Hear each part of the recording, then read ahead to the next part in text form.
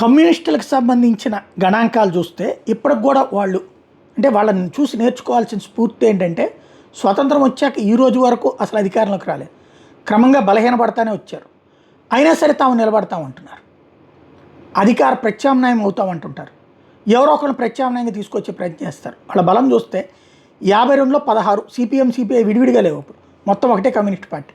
57లో 27, 62లో 29, 67లో 23 CPI 19 CPM, 71లో 23 సిపిఐ 25 సిపిఎం.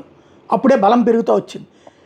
77లో 7 సిపిఐ 22 సిపిఎం, 80లో 10 సిపిఐ 37 సిపిఎం, 84లో 6 సిపిఐ 22 సిపిఎం, 89లో 12 సిపిఐ 33 సిపిఎం, 91లో 14 సిపిఐ 35 సిపిఎం, 96లో 12 సిపిఐ 32 సిపిఎం, 98లో 9 సిపిఐ 32 సిపిఎం, 99లో 4 సిపిఐ 33 సిపిఎం, 2004లో 10 సిపిఐ 43 సిపిఎం, 2009లో 4 సిపిఐ 16 సిపిఎం, 2014లో 1 సిపిఐ 9 సిపిఎం, 2019లో 2 సిపిఐ 3 సిపిఎం.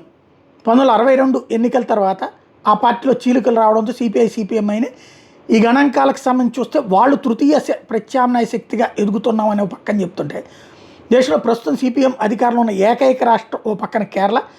అక్కడ మొన్న పార్టీ పరంగా పార్లమెంట్ స్థానాలు అయితే గెలుచుకున్నటువంటిది అతి తక్కువ. అయితే రాబోయే రోజుల్లో ఈ సిపిఐ సిపిఎంలు కలిసి భారతీయ జనతా పార్టీ ప్రత్యామ్నాయంగా కాంగ్రెస్ పార్టీని కంటిన్యూ చేయించడంలో ఐఎన్డీఏ భాగస్వామ్య పక్షాలందరినీ ఒక తాటి మీదకి తీసుకురావడంలో మాత్రం సక్సెస్ఫుల్గా నడుపుతామంటున్నారు.